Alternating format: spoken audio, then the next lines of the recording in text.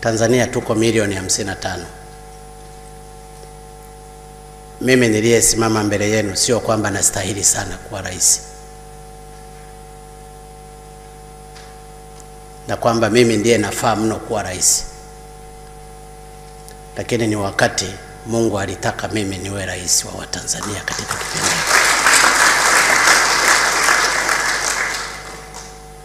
Na ndio maana siwezi nikasimama mahali popote nikaanza kujisifu mimi, kwa sababu Mungu angeweza akamchagua yoyote.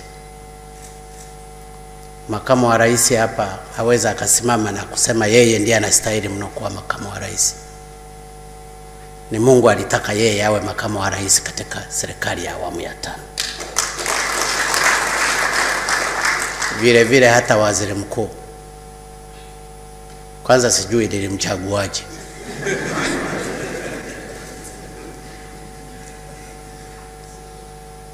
Kwa sababu wapo watu walioenda Dodoma wakiwa wamevaa na suti, wamejiandaa watakuwa mawaziri wakuu, lakini hawakuwa mawaziri wakuu. Akawa Kassim Majaliwa. Lakini haina maana kwamba Kassim Majaliwa ndio muhimu sana na ndiye anayestahili sana kuwa waziri mkuu miongoni mwa Watanzania milioni 55. Ni Mungu aliamua katika kipindi hiki waziri mkuu atakuwa Kassim Majaliwa. Ni vivyo hivyo katika nafasi zenu. Uwe rasi, uwe katibu mkuu, uwe naibu katibu mkuu, uwe mkuu wa mkoa, uwe mkuu wa majeshi, uwe mkuu wa magereza, uwe nani. Nafasi hizi zimepangwa na Mungu alitaka tuzipate. Sasa tukiamini hayo, kila mmoja katika imani yake, tutakapokuwa tunazipata hizi kazi, tutafanya mema sana kwa Watanzania milioni 55. Usipolitanguliza hilo mbele, kwamba nafasi yangu hii nimeipata kwa sababu Mungu ameamua niifanye hii kazi, hutatenda haki kwa wale unaowaongoza. Kwa hiyo la kwanza ninalowaomba ndugu zangu, sisi wote viongozi, kuanzia mimi mpaka mwenyekiti wa kijiji mpaka balozi, atambue kwamba katika nafasi yake ile ni Mungu aliamua ampe nafasi hiyo, akatumikie nafasi hiyo kwa manufaa ya Watanzania wote milioni 55. Mimi na wenzangu hapa viongozi, makamu wa rais na waziri mkuu, na bahati nzuri makamu wa rais amezungumza hapa, huwa inasikitisha sana unapotembelea kwenye mkoa fulani au wilaya fulani, unakuta hizo kero ndipo zinatolewa. Hapa kuna tatizo hili, hapa kuna tatizo hili, na viongozi hao ulionao wanaozungumza matatizo wamekusindikiza, wala hawaoni aibu. Unakuta migogoro mingine ni midogo sana ya kutatuliwa tu kwa siku moja, lakini haitatuliwi.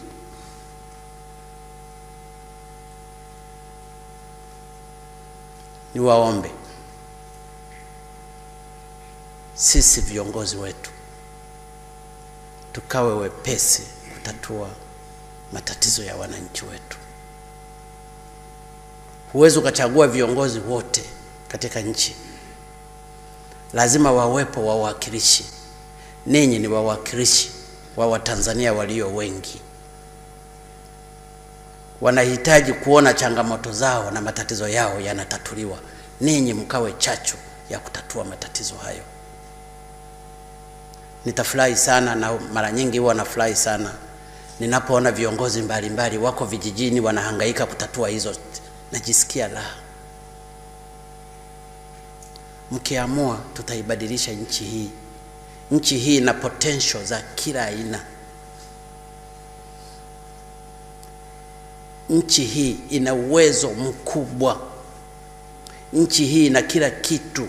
Imebarikiwa sana na Mwenyezi Mungu. Ina kila kitu.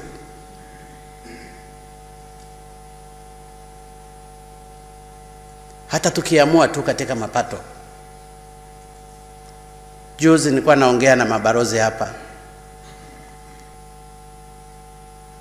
Unakuta kimgogoro kidogo tu cha ardhi watu wanagombana, kutatua hakuna. Unakuta wakina mama wamezulumiwa, hakuna. Na ndio maana ninawaomba ndugu zangu, hizi kazi sisi wote tumepewa dhamana. Mimi nimepewa dhamana, ninyi mmepewa dhamana.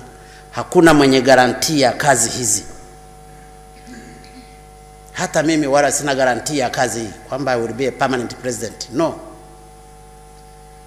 Kazi ya kukaa siku nyingine usiku kucha hulali, umekaa kwenye mafaili mengine yanakuja na yote yanataka utoe solution. It's a terrible job.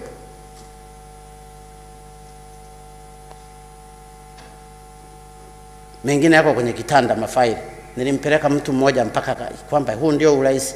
Nikasema sasa na mimi sikujua, ndio ningejua nisingeuomba.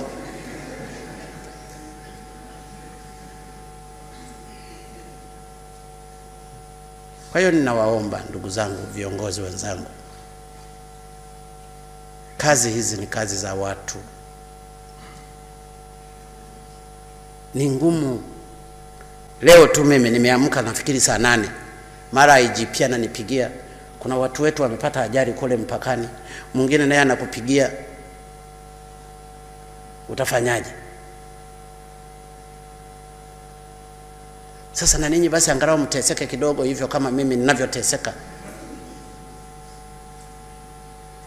ili kusudi tuwasaidie hawa ambao tumepewa na Mungu kuwaongoza. Machozi yao tutakuja kuyalipa. There's no way tunaweza tukayakwepa. Kama mabaya yamefanyika kwenye mkoa wako au kwenye wilaya yako, wewe mkuu wa mkoa au wewe rasi, lazima malipo yako utayapata.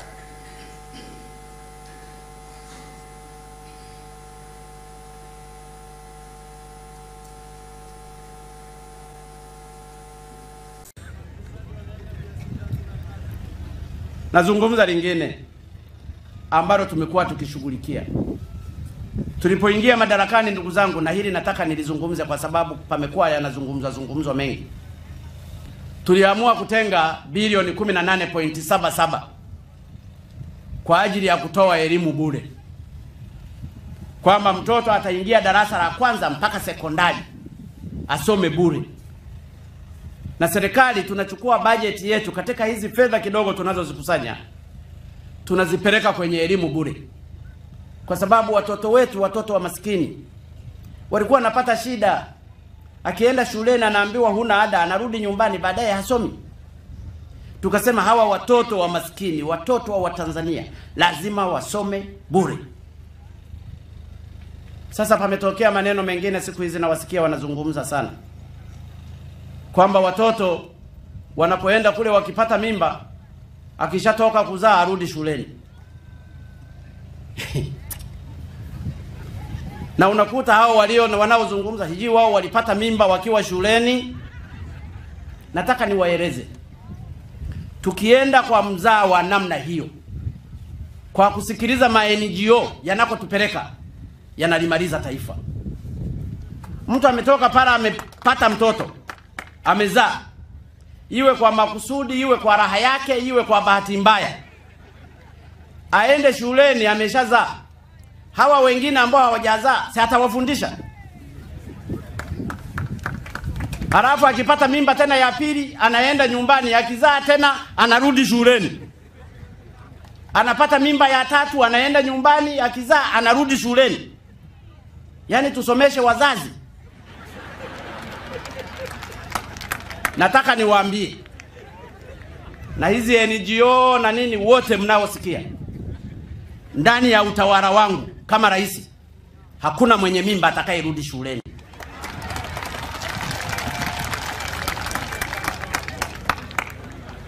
Narudia, hakuna mtu mwenye mtoto katika elimu ile ya darasa la kwanza mpaka sekondari atakayerudi shuleni. Amechagua maisha hayo ya mtoto, akalee vizuri mtoto. Lakini hata kama amepata mimba kwa bahati mbaya, Yako mambo mengi ya kufanya ambayo yanaruhusu watu waliojifungua. Anaweza akaenda VETA, anaweza akajifunza kushona cherehani, anaweza akaenda kukopa akaanza kilimo cha kisasa, anaweza akafanya shughuli nyingine. Lakini ukishazaa, waranti ya kwenda shule za sekondari au msingi ni marufuku. Labda ukazalie chuo kikuu. Chuo kikuu anaruhusiwa uwe mwaka wa kwanza, mwaka wa pili, nini, we zatu. Lakini sekondari, darasa la kwanza mpaka sekondari, tunapeleka watu walio na watoto, tunapoteza maadili yetu. Watazaa mno. Itafika baada ya miaka kadhaa, mtajikuta darasa la kwanza wote wana watoto wanawahi kwenda kunyonyesha. Kwa sababu mchezo huo ni mzuri na kila mmoja angependa ufanye. Halafu panatokea watetezi wa mchezo wa ovyo wa kulipeleka taifa mahali pabaya. Narudia, katika kipindi changu kama rais, ukishapata mimba ni kwa heri. Lakini nitoe wito kwa vyombo vya dola, kwa sababu watakuja wengine watasema, je, wanaowapa mimba sasa wanataka mimi niabadilishe maumbile? Wanaowapa mimba kama ni mwanafunzi au mtu wa nje, sheria ipo na kuna miaka 30 na wasubiri. Kama ni mwanafunzi, huyu atakwenda kulea mtoto wake, huyu atakwenda kutumikia miaka 30 na mashamba tumeyafungia mengi. Zile nguvu alizozitumia kuzaa mtoto akazitumie kulima. Akitoka kule baada ya miaka 30, sisi tumepata mpunga wetu na yeye nguvu zimeshapungua, inawezekana atabaki na huyo mtoto. Lakini kusema mtu umezaa, halafu hawa anawahubiria wenzake, unajua ilikuwa hivi, si nilijaribu hivi tu. Kwanza hata kuzaa ni rahisi tu. Wenzake nao watamani, nao wakazae, halafu warudi, halafu baadaye rudini shuleni. Watu wa ajabu sana. Hatuwezi tukalipeleka taifa hili katika maadili ambayo hayapo. Never. Lakini hawa wanaowatetea wazazi hawazuiliwi. Hizi NGO mbona wanajilipa hela tu? Na hao wanaowafadhili kwa ajili ya kuja kupoteza taifa letu, si wakafungue shule za wazazi? Kwani wakifungua shule hapo ya private wote wana watoto wawasomeshe, tutawazuia? Akishafanya hesabu 2 mara 2, kabla hajajibu amwambie mwalimu, nakwenda kunyonyesha kwanza mtoto wangu, namsikia huko analia. Hizi NGO zikafungue shule za wazazi, sio zilazimishe serikali. Ninatoa pesa ya bure hapa kwa ajili ya kusomesha watoto, wanafunzi ambao wameamua kwenda kusoma, halafu nikasomesha na wazazi. Kwa hiyo Mama Salma, mimi nakupongeza, ulilisimama hilo ukalizungumza bungeni. Mama, endelea hivyo. Sisi wote tuna watoto. Hata kama mimi na mtoto wangu wa kike akapate mimba huko, halafu tena nimpiganie kurudi shuleni, waende wakafanya, halafu wataona kama nitawarudisha shuleni. Ni lazima tufike jamani, ndugu zangu wa Tanzania. Hawa wanaotuletea haya mambo, msifikiri wanatupenda sana. Wametuletea madawa ya kulevya. Watoto wetu na wakuta wanatoa makamasi tu, hawawezi wakalima, hawawezi wakafanya nini, wao wanashangilia. Wametuletea watu kubakana, wanaume kwa wanaume, wanawake kwa wanawake, wakati hata ng'ombe hata mbuzi hazijawahi kukosea huo mtindo.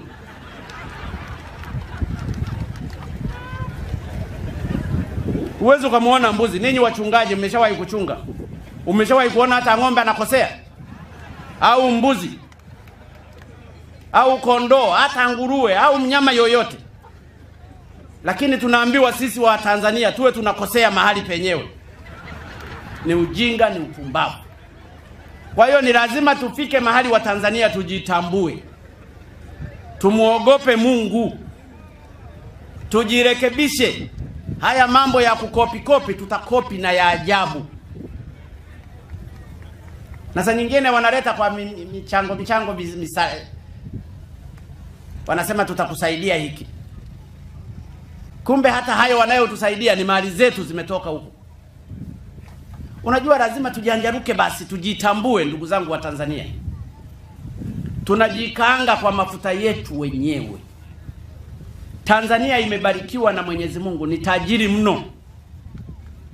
Tajiri. Na ndiyo maana ninapongeza sana watendaji na viongozi wa chama changu ambao wamekuwa wasimamizi wazuri wa maadili ya Watanzania.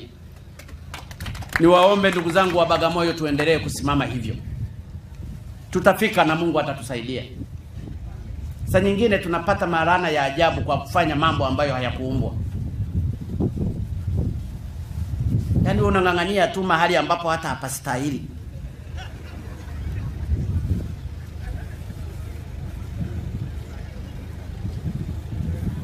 Tabu sana bakosha. Ninazungumza haya kwa sababu niko kwa watani zangu.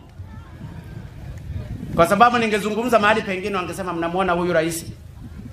Lakini ninafuu zungumze aibu ili kuondoa aibu. Ukiichekea aibu itatumaliza.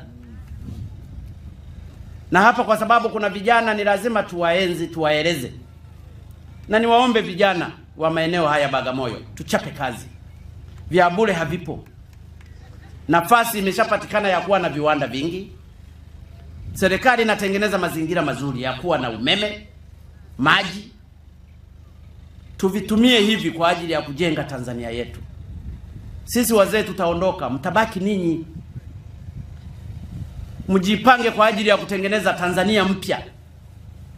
Tanzania yenye mwelekeo. Tanzania yenye maendeleo. Mimi urais huu ni wa temporary. Pamekuwepo na marais wangapi? Alikuwepo Nyerere, amekuja Mwinyi, amekuja Mkapa, amekuja mzee Kikwete, na mimi baadaye nitakuwa mzee, watakuja wengine. Lakini katika kipindi hiki lazima niwaeleze yale ambayo ninafikiri nina wajibu wa kuwaeleza.